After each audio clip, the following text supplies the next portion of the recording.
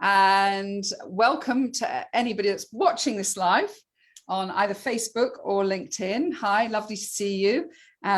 Very sunny day. So if you're inside watching this, we're very grateful for that. And we're going to make sure this is an extra special show. And anybody that's watching this back on our YouTube channel or maybe through social media, lovely to have you here with us. And please do connect with our guests after this, because I'm sure they're going to really inspire you. So Thomas and I here, husband and wife. Thomas and I have been doing BIP Chat now for, I think this is our 7th show. It stands for Business is Personal. And that's a philosophy we very much believe in. And in fact, no coincidence here, Mindy Gibbins-Klein, she coached me on creating this book and publishing it. And we do really believe business is personal. And so this BIP Chat is about inviting our BIP100 member, which is Mindy Gibbins-Klein. And she's a member of this community of experts that we closely work with. And also we do a lot of due diligence before anybody joins to make sure that when we call them an expert, they really are. And our role really here is to give you a very, very interesting conversation around a subject. And today we're talking about thoughtful leadership. And there you go. That is Mindy's book, The Thoughtful Leader. And our guests, which Mindy's going to introduce, are very much work very closely with Mindy. And we're all very thoughtful leaders. And it is an important subject, isn't it, Mindy? Don't you think? Absolutely. Yeah. So thought leadership and thoughtful leadership, ideally both. So I'm really keen to bring out these threads and just share the latest and greatest ideas and cutting edge, well, whatever our guests want to chat about. I think we're all in alignment about thought leadership and thoughtful leadership. And who are your guests today, Mindy? Well, I have Alison Edgar with us, and I invited her on here because of her personality and because of her amazing expertise. She is a very seasoned business mentor, entrepreneur herself, multiple businesses, multiple awards, including an MBE from the Queen. And she is a published author twice. So we work together to make her an international bestseller. But more importantly than that, she coaches and trains and speaks on the importance of smashing it. So we'll let her explain that. I've also invited Malcolm Tullett, who is a fellow member of the BIP100 community with me. And Malcolm is into risky business. He's into risk and safety, and his book is called Risk It. Yeah, not shy, as you can tell, but really believes in people following their intuition when it comes to taking risks and living life. And so, you know, we're all, I think, including Thomas and Penny, into common sense, intuition, knowing what's right and doing what's right. And, you know, the good people end up succeeding in business. And yeah, you're right. And it makes me think, you know, all of us sort of work on the long term as well with people, don't we? You know, we realize that we don't want to burn relationships online. And I think this is going to become a topic that's going to be really important to us all. Now, Mindy, you've helped author, or you've helped publish over 1,000 books. I think you've authored 7 yourself, haven't you? Is it 7? It's 12 now. Oh my God, that's poor of me, isn't it? No, that includes 7, so we're okay. That includes 7, yeah. And you know, all of us have been online. Well, Thomas and I for 23 years. Mindy, how long would you say that you've been doing the online world? Nearly 20 years. Nearly 20. Alison, yourself? I'm just a newbie, really, because I didn't start my business till I was 46. So I've really only been doing like anything around business for the last 7 or 8 years. So I've sprung board in quite quickly there compared to everyone else, I think. And you literally have sprung boarded. My goodness, so you're an online baby, Alison. Incredible, but we can all learn so much from you, Alison. So that is phenomenal. Malcolm, how long do you think you've been using the online world? Not long enough, probably. I've been in business since '97, and like Alison, I think I'm a bit of a online virgin, to be honest. I used it through necessity.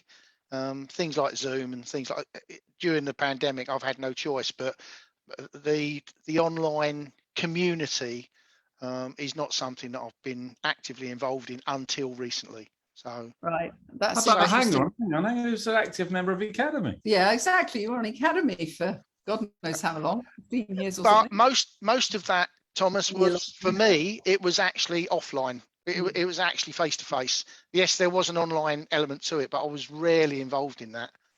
Yeah, very true. So that's interesting. And Thomas and I, well, you've even longer than me, but so AOL and CompuServe, Yeah. 1989. yeah. So we all have gone through a big journey, and we've seen lots of memes, lots of fashions around how to market ourselves, lots of expressions that people put to Lots of themselves, buzzwords. guru, expert, and thought leader. And what I really love, Mindy, is you've really created this thoughtful leadership. And I went to your conference, which was really good, on thoughtful leadership, which you do every year. Can you just give us all a more of an understanding of that, so we can use that as a foundation for our conversation today? Certainly. So thought leadership is a term that more people know about now. When I first came out with 24 Karat Bold, it was my first book on thought leadership 12 years ago. And people would say, what, fraught leadership? I'd say, yeah, sometimes. Very fraught.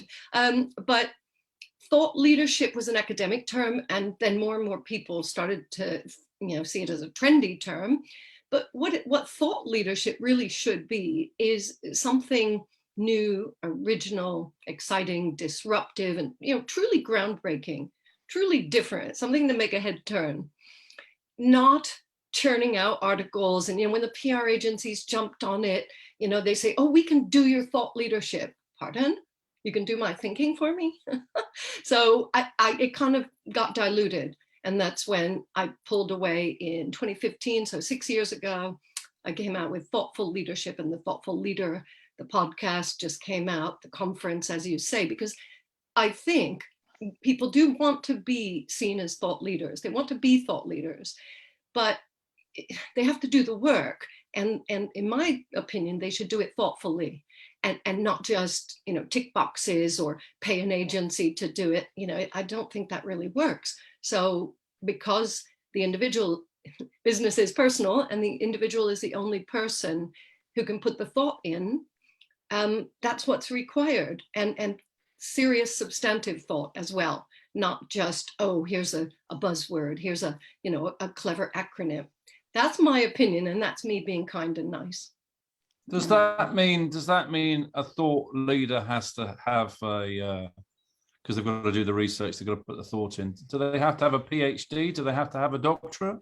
No, and they don't even have to do research, Thomas. In my opinion, people can, wake up with an insight, but they wake up with the insight, but really it comes from their experience, expertise, and maybe research. But it doesn't matter how they get there. If they have a new idea and they're willing to kind of craft it into something that really represents them and does that job of making people think and kind of paving the way, then it will be seen as thought leadership. So I'll just add one more thought. I love that phrase, by the way. People that? can wake up with an insight. Well, we think we wake up with an insight, but it's been brewing, and various things have gone into that. Whatever's happened to us, our experience, that creates the insight. And then some people will do nothing with it. Most people will do nothing because it requires work to develop it. And I really admire those people who are willing to work at it, but no, they don't have to have a PhD. Yeah. Thank goodness. Yeah. For all of us. Well, that's a relief. Let me just. That would kick 4 people off this show straight away. 5, I think. No. 5. Yeah, which one would stay? Oh, wow. I think Thomas assumed he was staying. No. We bestow a PhD on you, Thomas.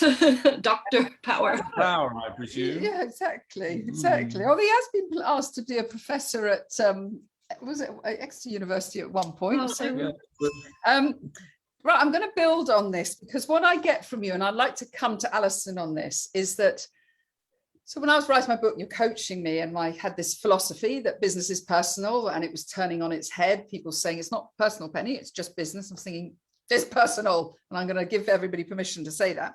It was a thoughtful consideration to others and things, and it's become my calling card really now. It's really, really important to me, and every speech, everything I do hangs around the coaching you gave me around that. So it was very, very powerful.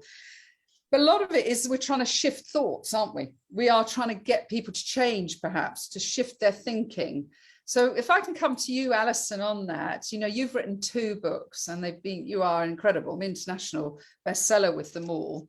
And I know the impact you have, and quite rightly, you've been awarded your MBE. What just give this, the latest one, Smash It. What's the shift you're trying to get people to have in their lives from that as a thoughtful leader? So I think it's quite interesting, because on a controversial note, you know, is there anything new, or is it just a different angle? Because if you look at like personal development or business development, how do you have a successful business? Well, do you know what? Sell more, spend less, stay in the black.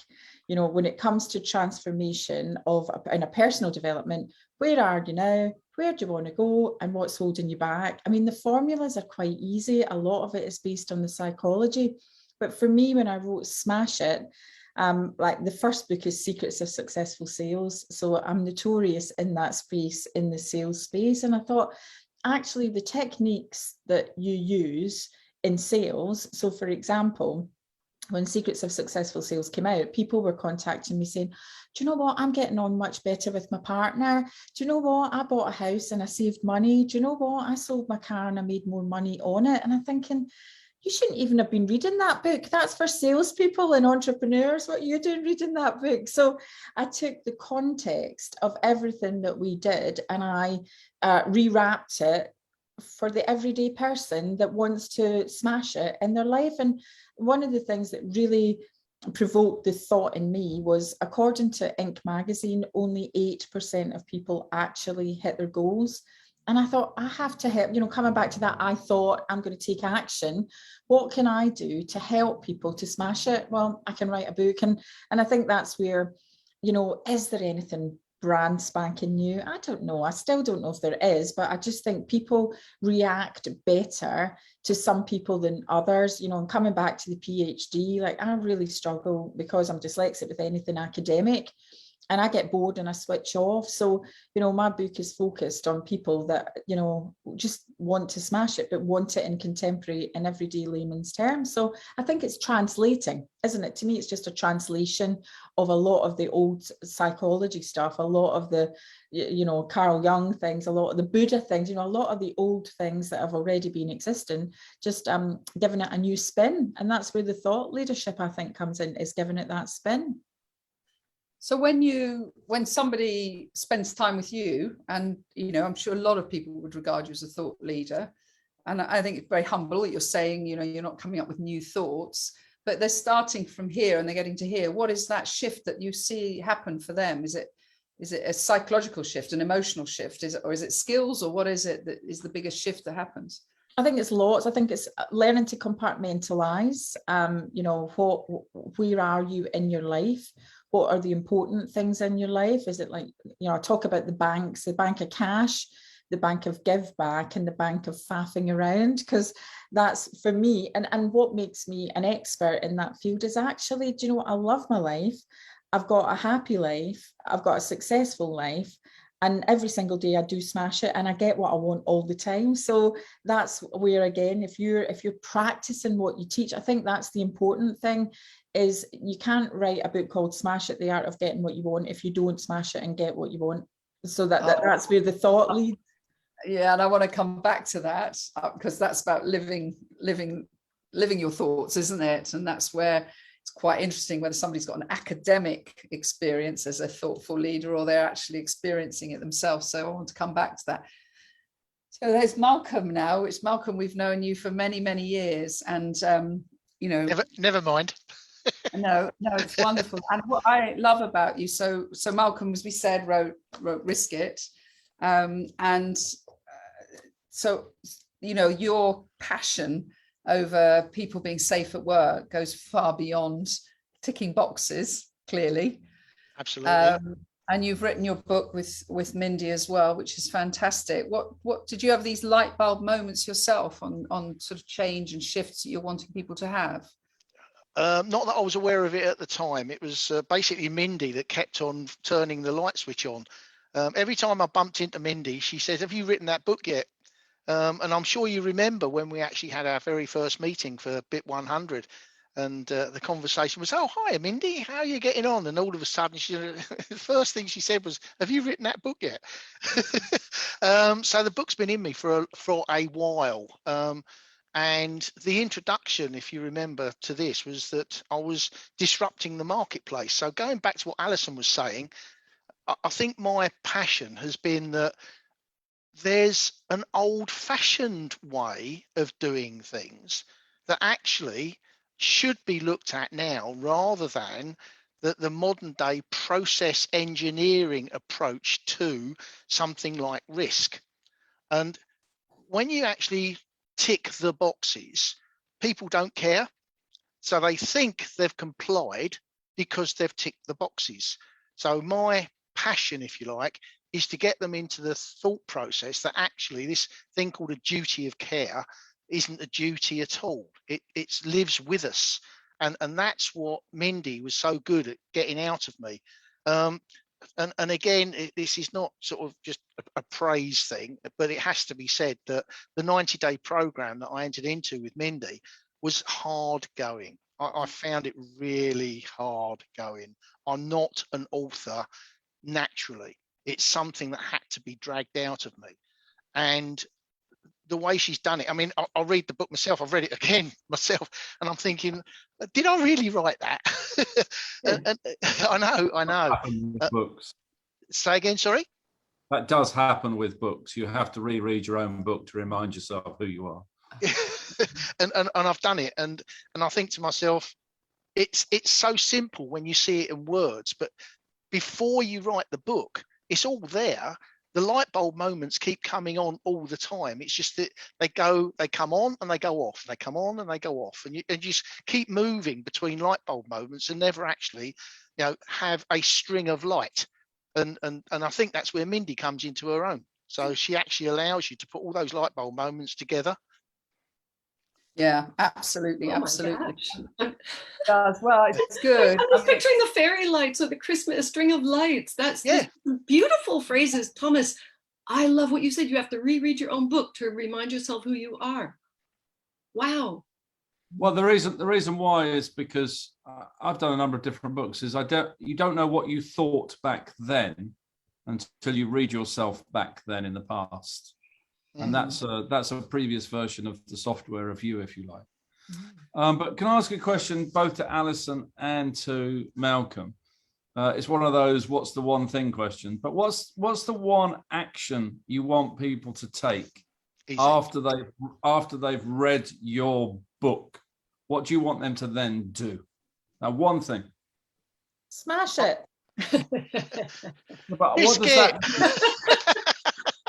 Okay, but what's the one thing you want them to do? I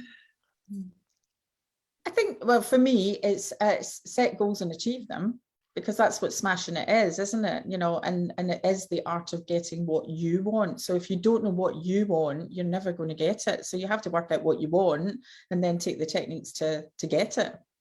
Okay, so set goals and achieve them. And Malcolm? It's basically to stop only ticking boxes, actually start to care about what you're doing. For instance, the NHS is absolutely great at ticking boxes to actually say they've done something, but it's only the frontline people that are actually demonstrating that level of care.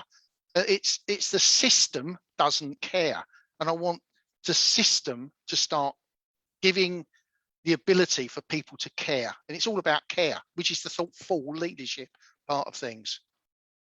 Okay, so one is about care and one is about setting goals. So my next question is, which part of those two things are the thoughtful leader part, Mindy?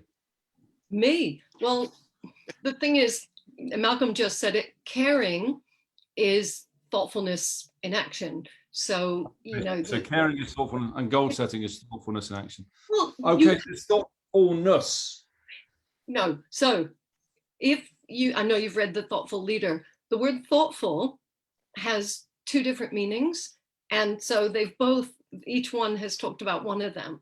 So Alison has talked about thoughtful as in putting the right thought into things. Wait, hang on, what is it I want? How am I going to get there? Who's going to help me? Wait, how much time do I need? You know, what are the steps? Malcolm's thought, you know, he's mentioned the other kind of thoughtfulness. Oh, that's thoughtful, the caring part. It's both. We're so lucky to have a word in English that has two meanings. Yes. Okay. So I want to get down to the sort of crux of this now, because I think we've created a really nice foundation here. Mindy, this is something you're very passionate about. Why today is this the topic that we were going to talk about? What do you feel is going on and happening? And when you observe how people are behaving maybe online and getting their content out, what are your thoughts and why did you want to talk about this? Well, we purposely called this, we put a hopefully intriguing question: is thought leadership harder than ever or easier than ever? I'll give my answer first. I think it's both. I think it's harder than ever to lock yourself away somewhere with no distractions and put that really deep thought into something, thought and care, both. So it's hard because of, as I say, distractions, because of the pace of life, because we're conditioned to think in sound bites and tweet shaped bites and not do that deep thinking, that hard thinking. Oh, it hurts. Oh, it's hard. Yeah. And if you want to be a thoughtful leader, you've got to do it because so few people are. That's why you'll stand out. And it's easier than ever to be seen as a thought leader or a thoughtful leader because of the internet visibility, the exposure, all the platforms. So, however, the caveat is you can't control it. You can do the work, but you must never call yourself a thought leader or a thoughtful leader. So, you know, I hate that when I see in someone's LinkedIn profile, thought leader. I feel like saying, who says? Because the market decides. So Yeah, that's what I think. yeah, that's very interesting. So that thing of don't lock yourself away bit, I remember when you were coaching me, you said, you know, try not to look online at all while you're reading it, because you can either think, well, somebody else has these thoughts and it can stop you from feeling like, you know, you've got your original flow, and it can distract you. I think it's very powerful, that. And it is amazing, isn't it, when people start to flow with their writing, how, I know Thomas says this about when you're speaking, sometimes you channel stuff that you didn't think you knew. Do you find that a lot with your coaching, your thoughtful leaders? Absolutely. And, you know, I love hearing a client say something that gives me goosebumps. And I love hearing myself say something that gives me goosebumps. And that doesn't happen as often. But I think you need to create the space and make it a priority and have that intention, because thought leadership and thoughtful leadership, it's not for everyone. Well, no, that's a lie. Thought leadership is not for everyone. Thoughtful leadership really, I think, is a goal that most people should have because of everything going on. But I'd love to ask my guests if they agree with me. Can I pick up? Sorry, Alison, I know we're sort of taking it in turns, but if you don't mind me jumping in at this point, but something that sort of struck me when you were talking there, Mindy, particularly with thought leadership, is, and I'm not there yet, and I'm not suggesting I am a thought leader, but I want to be one. Is basically why I wrote the book. It's you're setting yourself up as a target. Okay, so the thing about being a thought leader is you have to be a little bit off the wall. As Alison was saying, you can't just keep regurgitating things that are already out there. You have to be sort of original. No, it's not just about, yeah, absolutely. Oh, right, okay, there you go, a target, right. Yeah, it's not just about being controversial. Controversial is fine, but you've got to have something that sort of backs up that level of sort of controversy. That it can't, I mean, anyone can be controversial. You can just say the opposite and that's controversial. But it has to be something new. And to actually say something new, you've got to basically turn around and say to the people that are doing what is already out there, actually, you're getting it wrong. And whether I've done it right or not, that is what risk it is saying. It's actually saying to my sort of compatriots, do you know something, guys? I think you're getting it wrong. And that's where you get the target on your back. And that's where the downside of being a thought leader, if ever I become one, is going to arise, I think. So yeah, like that expression, there's no statues to the critics, is very important. Absolutely. That. Hang on a second. There's no statues to the critics, right? Mm-hmm. We have a situation now where we're seeing Greta Thunberg worshipped, and she's a critic. Well, it's the critics of her that we would not have statues to. She's a critic, but she's spun it into a positive message, not just blah blah blah. This is what we need to do. So Malcolm is absolutely right. You can't just go, oh, you're wrong and whatever. My phrase is be bold and opinionated yet respectful. You've achieved that. Alison's achieved that. Penny, Thomas, I know all your books. You know, that's the way to do it, with respect. Because if you're just a critic and you don't show the respect to others and their opinions, then you're not going to be respected yourself, and there's going to be no statue. Yeah. So substance is having that substance behind it, isn't it? You know, like if you look at her, yes, she is a critic, but she's got knowledge and stats behind it. You're going to like this one, Penny. Like, so again, I believe that substance is a bit like not having a fur coat and knee knickers. That's what we would say in Scotland. I'm sure you've heard that. A fur coat and knee knickers.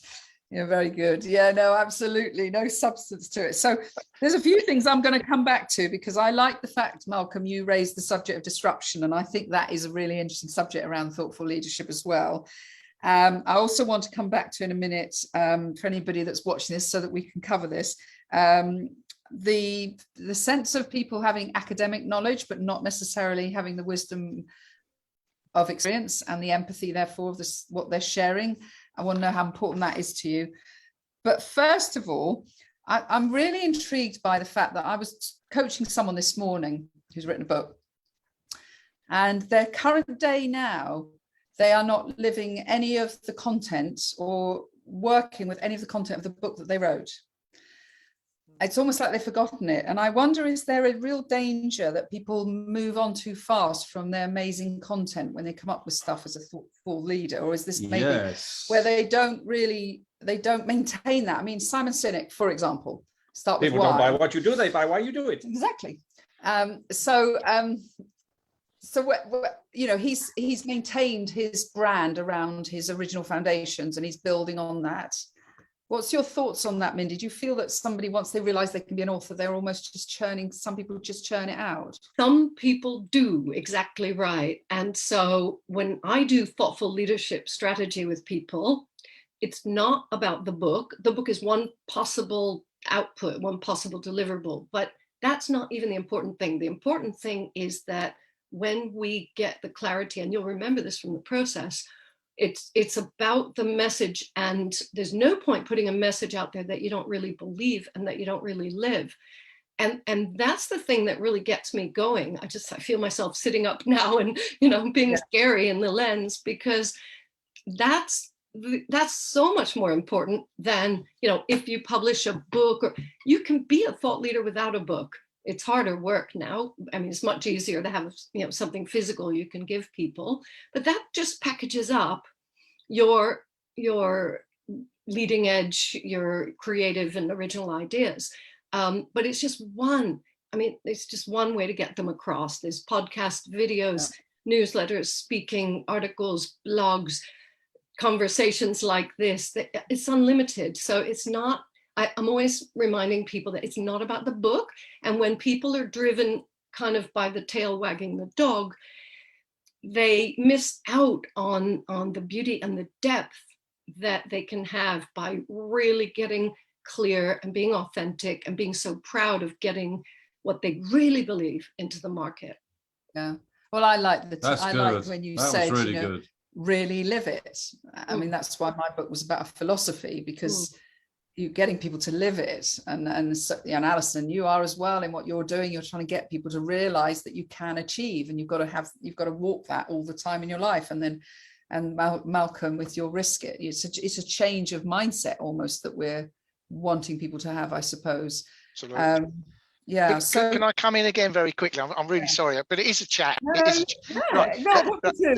There's two things. First of all, what I tried to do in the book was make it relevant not just to the workplace, but to family life and going out, enjoying yourself, having sport and everything else. So the word risk was quite an intuitive one. And Mindy's team that actually come up with the badging of all of that, there was one that jumped out at me. It was that, and it sort of says everything I wanted it to say, because this is about intuition, and it's about the fact that we are all born, okay, with this level of intuition, yet our own structures, our own society teaches it out of us.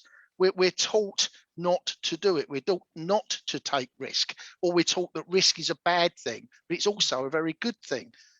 Alison, I'm sure, will jump on the back to the fact that, you know, sales is about risk. It's all about risk, so we can actually enjoy it. So when you're talking about the passion of living it, all I can say is that the whole of my business, rightly or wrongly, whether it works or not, has actually now been structured off the back of risk it.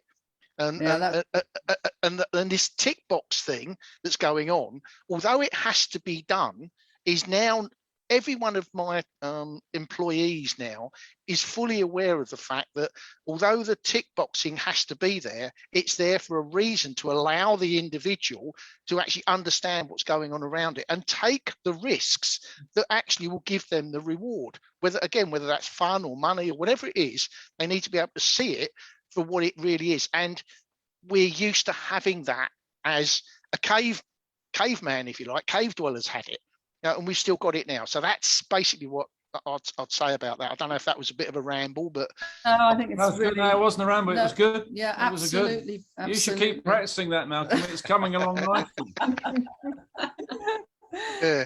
Alison, can I ask you a question? When people decide to work with you and go on a program with you or a course, and you teach them how to set their goals and hit them and smash them, what kind of obstacles or objections or questions do you come up against for people who fear taking Malcolm's risk and setting those goals in the future?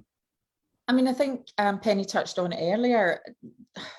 98% of this stuff is mindset. You know, if you've got a growth mindset, if you welcome failure via risk, then you can achieve it. And I think, you know, again, coming back to what Malcolm was saying, that, you know, a lot of that is your environment, a lot of that is in your genes, and a lot of that stuff is that fear, the fear of risk. And that's to smash it, it involves change, and change involves failure. And then failure is, you know, how do you position that failure? Is that a positive thing that you've learned from it and you're going to do something different? Or is that a negative thing and that puts you off? And one of the things in Smash It, I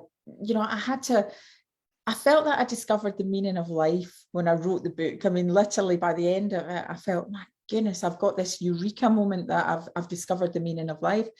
And there's two things that hold you back. So there's the first part is I've broken it into the me thing. So that's the psychology, you know, that's the mindset stuff, the things that are internal to you.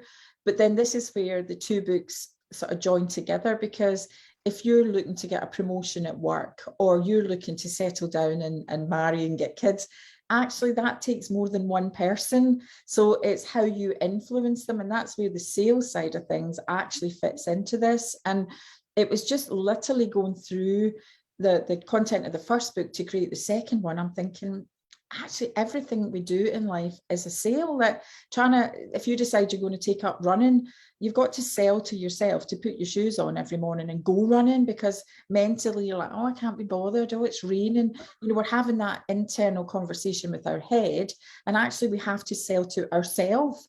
And you're coming back to, you know, video thought leadership. You know, loads of people, we've had this conversation, Penny, as well, that, oh, I'm not quite so keen on going on video and all that kind of stuff.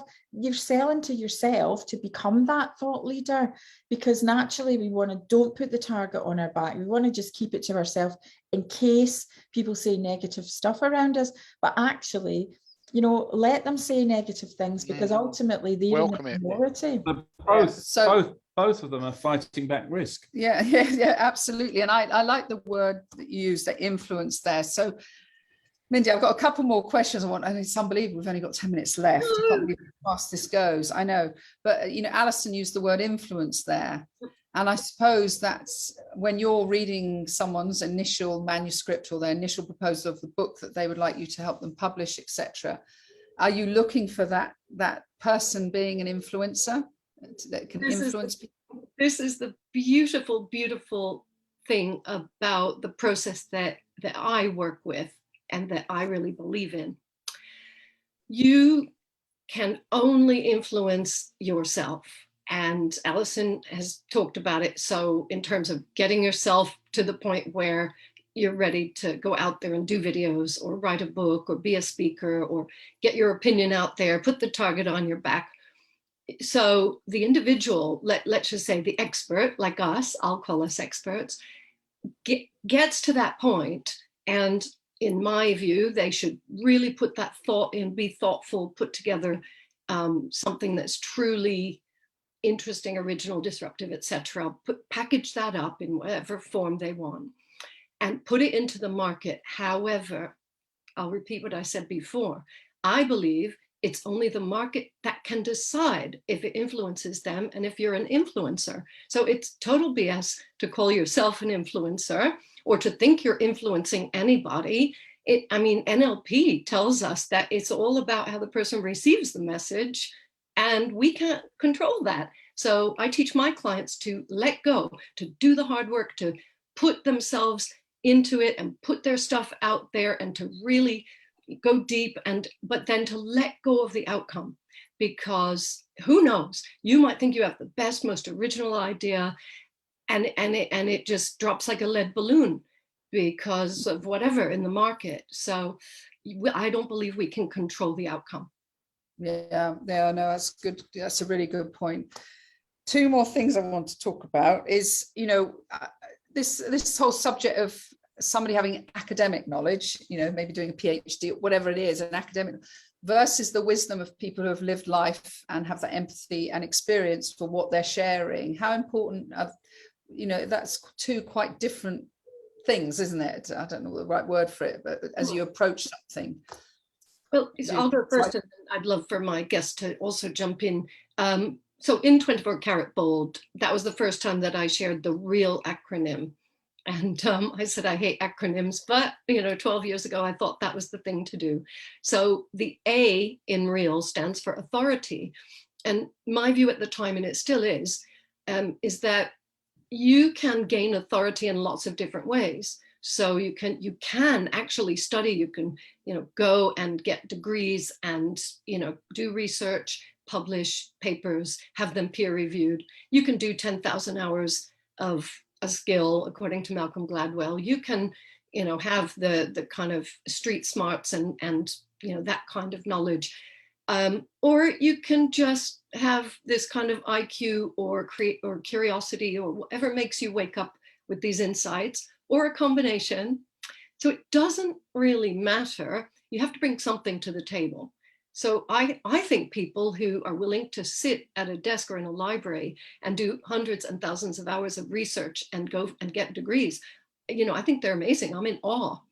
And I'm also in awe of people who put themselves into their career and create something, entrepreneurs like us who take risks.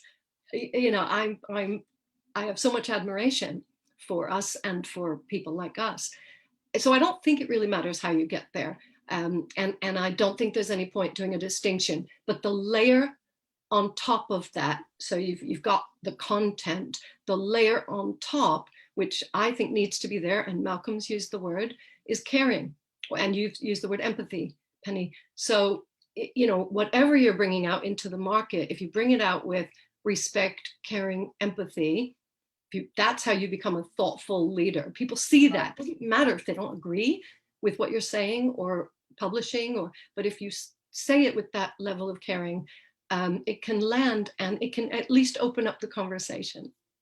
So if I can ask, this is really controversial and it's an extreme It's good, example. that was good. And because I love that, and I love the authority word. So am I really wrong? And I'm itching my head here, terrified to say this, and I'm sure I'm going to get flamed badly for it, whatever. Am I really wrong to think that I wouldn't actually want to go to a training course or read a book on weight loss for somebody who is very overweight? Oh, Okay. Does anybody know if Tiger Woods coaches have ever been world-class golfers? I believe they haven't. Right. And Good answer.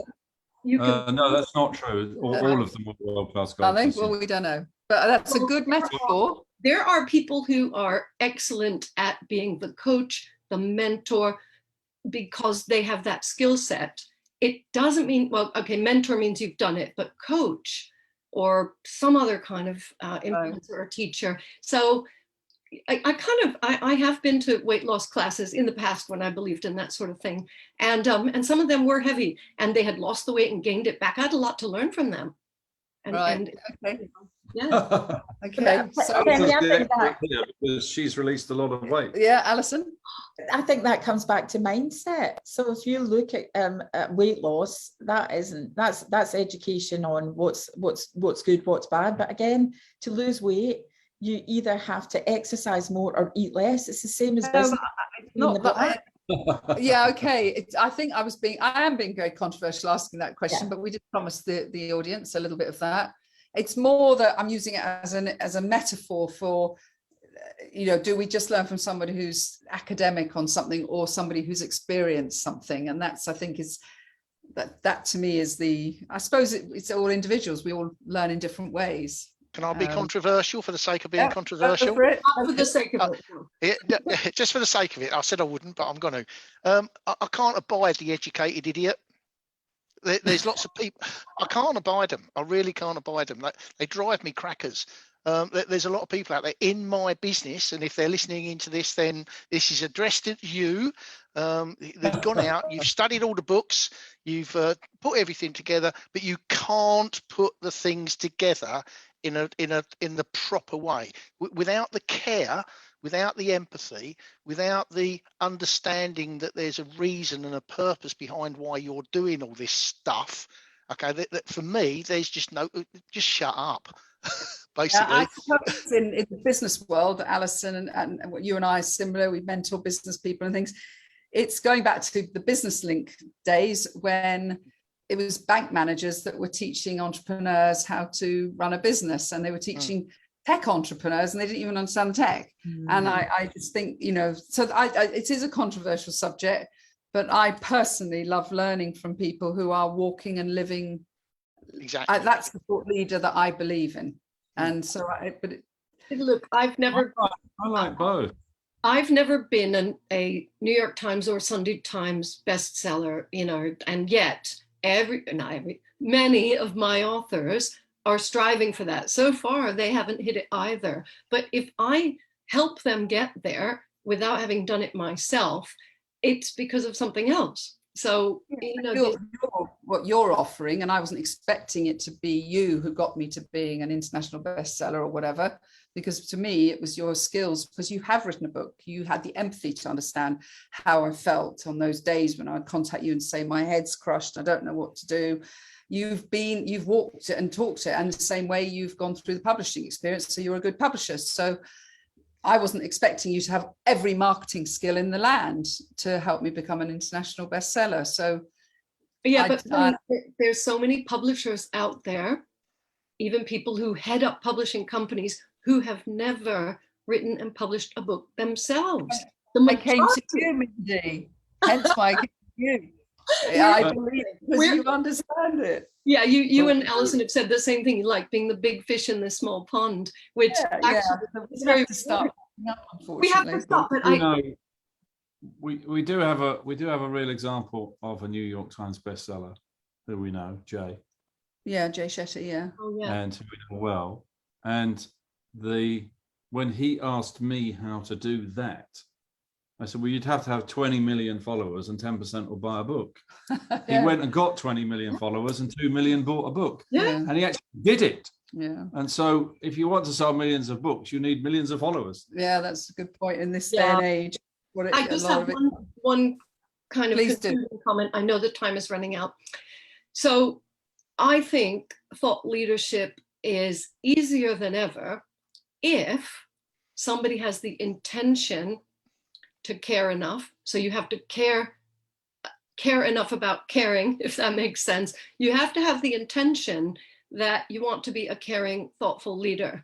And then putting together the content and being honest and authentic with your best ideas, you know, that's easy when you're coming from the right intention. Alison, Malcolm, what do you think? Any last, Yeah, as we just wrap up really quickly? Yes. I'll be really quick. I think that people have to understand what you're saying to educate them. And I think coming back to that question about academic or translation, if people don't understand what they're saying, they're never going to take action. And as a thought leader, it's your job. You genuinely care is to translate whatever it is you're trying to get put across so that your audience understands it so that they can take action. And that's where I think from a thoughtful leadership perspective, that's your role. Yeah, that's very good, Alison. That's good, That's Alison. very, very Thank good. you. And Malcolm, any last Malcolm, words? beat that. I can't. So all I will say is that I think that the individual has got to be able to look in the mirror and see a different reflection coming back at them. It's not, you know, the shy, retiring sort of individual that I am. It's actually seeing someone that can provide a presence and provide the guidance and the authority that Mindy was talking about to the readers. So I think it is easy in terms of process. I think it's hard in terms of carrying it through.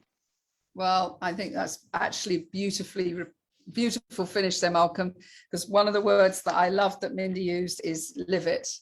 You've got to live it. And I think that really sums it up well.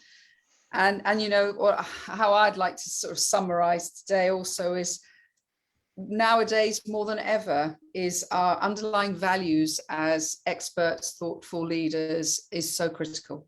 What are the values of the person, the whole person that's going to be walking by your side maybe in life? And I think that's the thing, that's the next thing in the world that we're all going to be looking for. Why I believe that trust, integrity, honesty, and just knowing the person is becoming so critical for us all.